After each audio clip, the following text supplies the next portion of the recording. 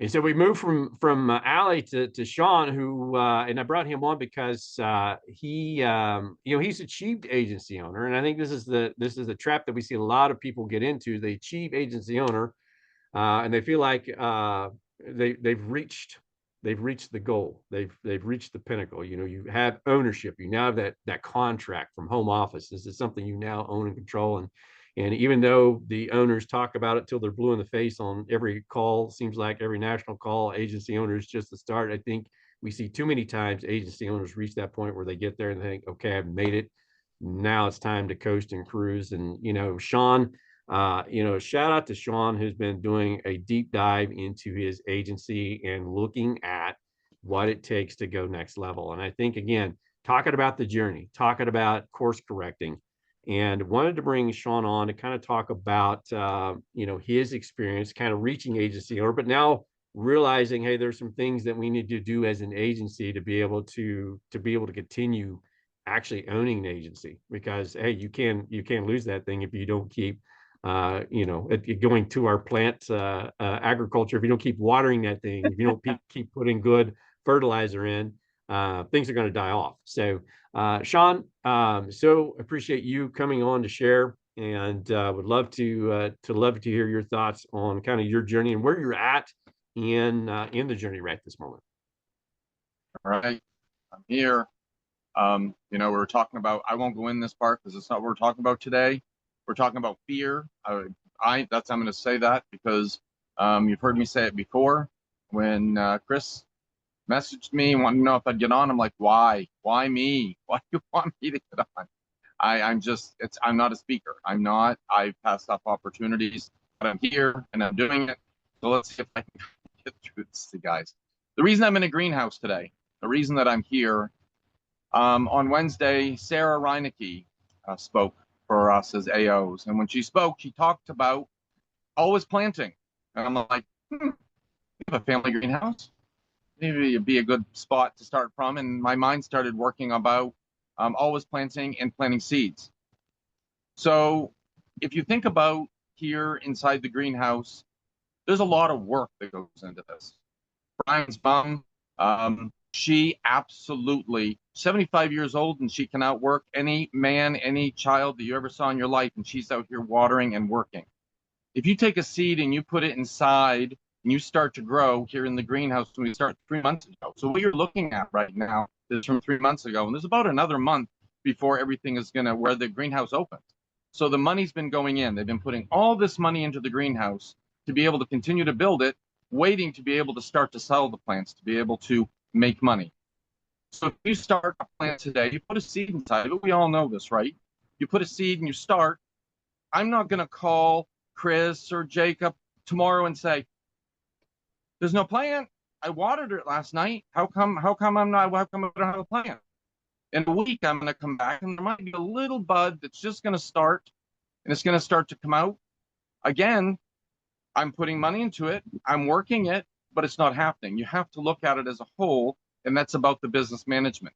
That's what I'm trying to be able to talk about today. So if you're actually taking the time to build your business, you can't look at it as a day. You can't look at it as a week. You have to look at it as a month. I've owned businesses before, and if you don't actually look at it as a whole, your mindset, what you're telling yourself every single day, your expectations, if you expect that you're going to start buying leads today and you're going to start your marketing, because that's what we're going to talk about, leads are your marketing for your business, you're not going to end up being able, your mind's going to be going down, it's going to be trashed. You have to look at it as a whole. What did I do for this month? And as long as you're managing and running your business. The basics 101 of business, I want to talk about that for a moment. So I'm going to go back to myself. I started my first business when I was 16 years old. It was called Chore Busters. Who are you going to call? Chore Busters. Had a little ad in the paper, but I had to pay for gas for the lawnmower. I had to pay for things. I was doing a better job of managing my business at 16 years old when my parents reached me than I have been over the last year, because I knew that I had to take my expenses and I also had to invest back into my business. I had to pay for the ad. I had to pay for the gas. Then there was a profit left. So just that all the way back to 16 years old, that's the basics of running a business. Now, let's say you want to start a business today, and it isn't this amazing business that we have, right? You have to have a business plan. You go to the bank, you go to angel investors. What are they saying to you? I need a plan. I need projections, not even goals. I need projections of what is the profit going to be for this month, for this year, so we know we're going to be able to get our money back. Are you a good investment? Symmetry, the way I've been looking at it, they give us the business plan. We don't have to create a business plan, but you have a lot of, so if you go out and start a new business today, you've got a lot of overhead. And I'm not going to go through all of them, but there's a lot of overhead, whether it's going to be employees, you've got to pay for utilities, you've got to pay for the location, you've got to pay for marketing. The one main thing you have here that I have come to realize is just the marketing. You don't have all the other overhead. It's just the marketing that you have. So you've got to put that business plan in place. But are you running it like a business? Are you running it like I was thinking about last night? Are you running it like a marathon where it's dial and sell? So getting into that, we're talking about in between the lines. So in between the lines, we end up, I have my notes down in front of me, just so you know. So what do? We end up dialing, right? We dial, we text, we dial, we text, we text, we dial. Then we finally get an appointment set. We get that appointment set, but we're talking to the person and we're talking about just getting it set. But are you, while you're on the phone, are you talking about the why? Are you talking about the budget? Are you talking about any other business we've ever been in, you talk about the features and the benefits of what you're selling. Now, if someone came along today and said, hey, I've got this really nice house for $800,000, but there's no description. I'm not going to tell you it's 5-bedroom, 4-bedroom. I'm not going to tell you that it's on the ocean with a pool. It's just, here's your price, $800,000. You haven't given me the reason that I need this particular product. And that can be anything in business. So you're trying to reinforce it to make sure that you're going to actually keep that business on the books. You're not just selling it, you're figuring out a way for that business to stay in place. What was the whole point that we sold it to begin with? And again, for myself, I've been going back to the basics of running a business. If you don't already have a program for QuickBooks or whatever it may be, whatever program you're using to make sure you're profiting, are you profiting for your business? And you can profit here more quickly than you can most anywhere else as far as being able to start a business. Most businesses, you run for 3 years before you make a dime. You can start making money here in your first month if you really get on, because you don't have the overhead that you would for a normal business. So there's in between. So now we're doing the risk assessment. We're finding the why. After we have found the why and we've gone through, now we're going to actually run the appointment. We're going to sell the client. So now we've done the application. After we've done the application, what do? I hear this all the time. I've sold it. I'm done. I have a spreadsheet. Do we have a spreadsheet where we're running our business every day for 20 or 30 minutes and making sure that the business is actually, I'm following up and making sure, is there a particular form that wasn't signed? Was there an underwriter that asked a question? Are we actually running and managing our business? Because that's what we need to be doing. If you have a store, you have a schedule. Your schedule is you open the store from 9 a.m. in the morning, it's open till 8 p.m. at night. Are we actually going to work and managing the business the way that we're supposed to be managing it? That's what I'm talking about in between the lines. So we're keeping the business on the books.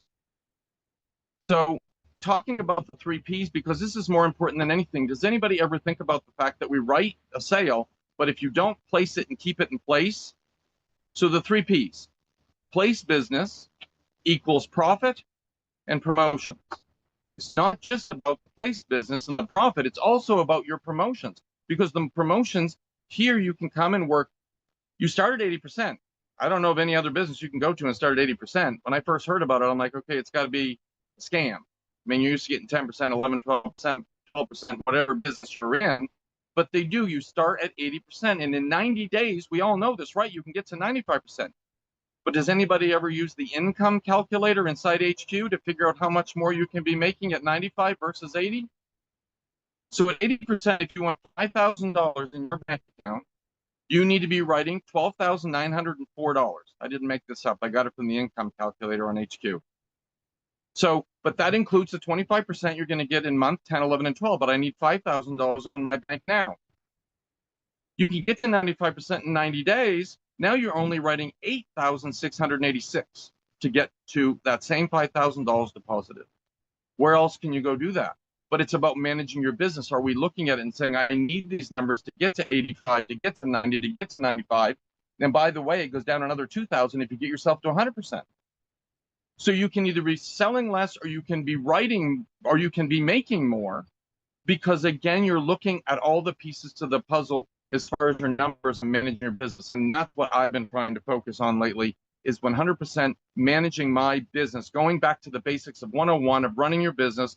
Not just, of course, we need to be dialing, right? But we also need to be making sure that we're profiting and the business is staying on the books. And then the last thing I'll say is, are we following up? Meaning, are we calling in a week, in a month, and saying, hey, listen, just following up, making sure you don't have any questions, making the connection. My dad was in sales for many, many years. He did snail mail. That man had all handwritten, it was everything, but his repeat business with people and the referrals that he had, he didn't need new business anymore. He was almost 80 years old and still working. So it's me looking at it and saying that this is a business that I need to be managing and looking at it as a whole. So I was trying to go through it and make sure that I got through there, guys, before 12 o'clock. There's probably some other things I could have gone over, but that's pretty much everything on my notes right now. Shawn, I appreciate you sharing that mindset, and that, you can see somebody is taking on that role of ownership. And it's not just hoping and wishing the numbers there, is actually monitoring and tracking those numbers. And shout out to Shawn, since the beginning of the year. He's personally running an 82% issue paid rate. So he's leading from the front, and he's sharing that, and sharing that data with his team. He's talking about, so you hear him break that down. It's exactly what he's doing with his team, and when they have those huddles, and how they can be more successful and more profitable. And this, again, if you treat it as a job, it will always be a job. If you treat it as a business, you have a lot of control over your profitability, or you have a ton of control over where you can go in this business and what you can accomplish. So thank you, Shawn, for sharing that. Thank you, Allie, for speaking into this team and sharing from your heart. And Jacob, appreciate the opportunity. Really honored to be able to bring these rock stars on and get them an opportunity to share with this team. And I will turn the call back over to you, my friend. Not much I can add to it, man. It was awesome, except Shawn. I don't know.